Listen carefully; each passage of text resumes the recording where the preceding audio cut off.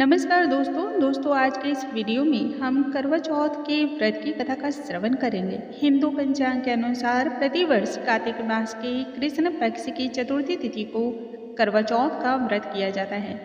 इस पावन और सुहावनी पर्व में सुहागिन जितनी भी महिलाएं होती हैं वह सभी 16 श्रृंगार करके भगवान श्री गणेश, माँ पार्वती, भगवान शिव और इसके साथ ही करवा माता की पूजा अर्चना करती हैं। चंद्रमा का पूजन करने के साथ ही अर्घ्य देती हैं, फिर व्रत का पालन किया जाता है। शास्त्रों के अनुसार पूजा करने के साथ ही यदि कथा का पाठ ना किया जाए तो व्रत का पूर्ण फल, पूर्ण लाभ नहीं माना जाता है। इसलिए कथा का श्रवण करना भी उतना ही आवश्यक है। दिन भर के निर्जला उपवास के बाद कथा के श्रवण के बाद चंद्रमा को अर्घ्य दिया जाता है और उसके बाद ही कथा पूर्ण मानी जाती है, आपकी पूजा पूर्ण होती है। आइए करवा चौथ के व्रत की कथा का हम आरंभ करते हैं। ओम श्री गणेशाय नमः। ओम उमा महेश्वराय नमः। ओम करवा माता नमः। बहुत समय पहले की बात है। एक साहूकार के 7 बेटे और एक बेटी थी। सातों ही भाई अपनी बहन से बहुत अधिक प्यार करते थे।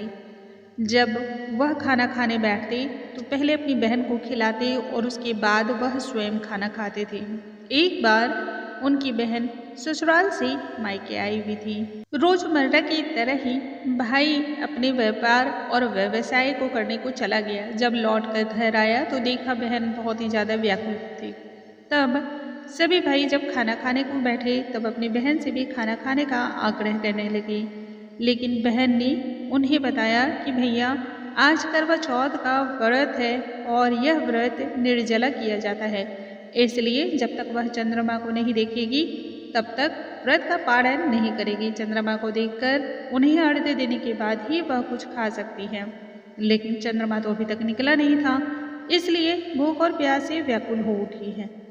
तब सबसे छोटे भाई को अपनी बहन की यह हालत जो है ना बिल्कुल ही देखी नहीं गई, बर्दाश्त नहीं हुई। सभी भाइयों ने एक साथ मिलकर योजना बनाई और योजना के तहत दूर पीपल के पेड़ पर एक दीपक जलाकर वहाँ पर रखाते हैं और अपनी बहन से कहते हैं कि देखो वहाँ पर जो है चंद्रमा निकल आया है, तुम उसे देखकर व्रत का पालन कर लो। दूर से देखने पर बिल्कुल ऐसा ही प्रतीत हो रहा था जैसे चतुर्थी का चांद उदित हो रहा हो। इसके बाद भाई अपनी बहन को बार बार कहता है कि तुम उसे अर्घ्य दे करके और फिर पारण कर सकती हो, भोजन खा सकती हो। बहन खुशी के मारे सीढ़ियों पर चढ़कर चांद को देखने लगती है। तभी उसकी भाभी कहती है, हे बहना, अभी तुम उसे चंद्रमा देखकर व्रत के पारण करने की भूल न करो। तुम्हारे भाइयों का यह प्रेम ही है, वह छल पूर्वक तुम्हें चंद्रमा दिखा रहा है, बल्कि वह चंद्रमा नहीं दीपक है। दूर पेड़ पर उन्होंने दीपक जला रखा है जो बिल्कुल दूर से चंद्रमा की भांति प्रतीत हो रहा है। तुम्हारे भाई तुम्हें भूखे प्यासा नहीं देखना चाहते हैं, वह तुम्हारी भूखे हालत से व्याकुल हो रहे हैं। अतः तुम्हें इस प्रकार की गलती नहीं करनी चाहिए, तुम्हारा व्रत खंडित हो जाएगा। लेकिन ननद रानी ने अपनी भाभियों की बात तनिक भी न मानी। उसे लगा कि उसके भाई उसके साथ इस तरह का मजाक नहीं कर सकते हैं, वह भी व्रत की महत्ता को तो समझते ही होंगे। भाभियों ने भी चूंकि व्रत रखा था इसलिए वह सभी भाभियां व्रत की महत्ता को जानती थी और तभी अपनी ननद रानी को उन्होंने समझाया। लेकिन ननद रानी को अपने भाइयों पर पूर्ण विश्वास था, अतः खुश होकर के वह चंद्रमा को अर्घ्य देती है और खाना खाने को बैठ जाती है। जैसे ही पहले टुकड़े को मुंह में डालती है उसे छींक आ जाती है। उसके बाद वह दूसरे भोजन कोड़ को अपने मुख में डालती है जिसमें बाल निकल आता है। तीसरा टुकड़ा जैसे ही मुंह में डालने की कोशिश करती है तब उसके पास खबर आती है कि उसके पति की मृत्यु हो गई है, जिससे वह बौखला उठती है और उसे कुछ भी समझ में नहीं आता है। तब उसकी भाभी ने उसे अवगत कराया कि देखो, हमने तो पहले ही तुम्हें मना किया था, करवा चौथ का व्रत गलती से भी यदि टूट जाए तो करवा माता नाराज हो जाती है और उन्होंने ऐसा ही किया है। तुम्हारे द्वारा व्रत खंडित होने पर उनकी नाराजगी तुम्हें झेलनी पड़ रही है। सच्चाई को जानने के बाद वह मन ही मन प्रण कर लेती है कि अपने पति का अंतिम संस्कार वह नहीं होने देगी और अपने पति के पुनर्जीवन को वापस लाकर रहेगी। पूरे 1 साल तक वह पति के शव के पास ही बैठी रहती है और उसकी देखभाल करती रहती है। पति के शरीर के ऊपर उगने वाली सुई नुमा घास को वह एक एक करके एकत्रित करती जाती है, चुनती जाती है और उसे रखती जाती है। 1 साल बाद फिर करवा चौथ का दिन आता है। उसकी सभी भाभियों ने करवा चौथ का व्रत रखा है। जब भाभियाँ उससे आशीर्वाद लेने को आती हैं तब वह प्रत्येक भाभी से कहती है, यम सुई ले लो, पी सुई दे दो, मुझे भी अपने जैसी सुहागन बना दो, ऐसा आग्रह करती हैं। लेकिन हर बार भाभी उसे अगली भाभी से आग्रह करने को कहकर चली जाती हैं।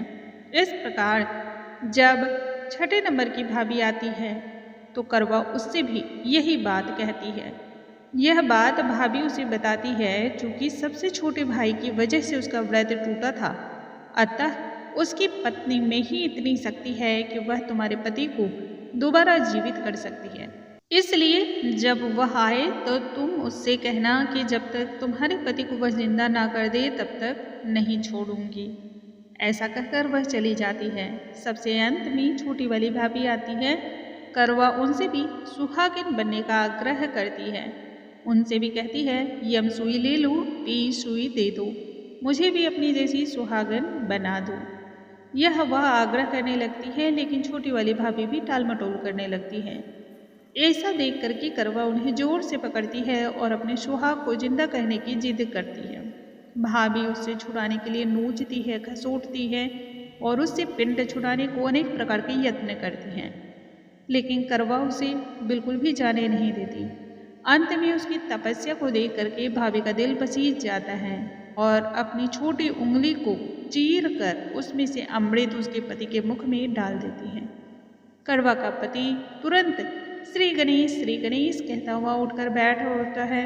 इस प्रकार प्रभु की कृपा से उसकी छोटी भाभी के माध्यम से ही करवा को अपने सुहाग की वापसी हो जाती है।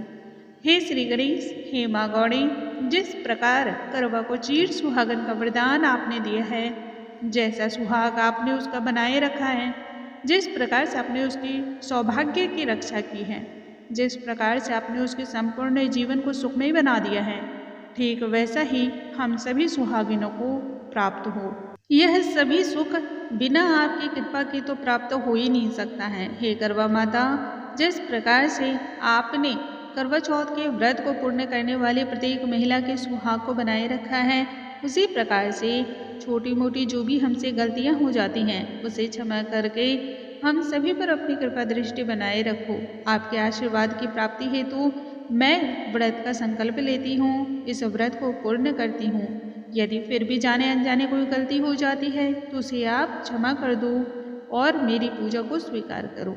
यह कहते हुए आपको करवा माता को भी प्रणाम करना है, उनसे भी आशीर्वाद लेना है। बोलो भगवान श्री गणेश की जय, उमापति महेश्वराय की जय। हे पार्वती माँ, हम सभी पर अखंड सौभाग्य बनाए रखना, हम सभी पर आशीर्वाद की छाया बनाए रखना। करवा माता की जय। अगले वीडियो में नई जानकारी के साथ हम फिर से मिलेंगे, तब तक के लिए नमस्कार दोस्तों।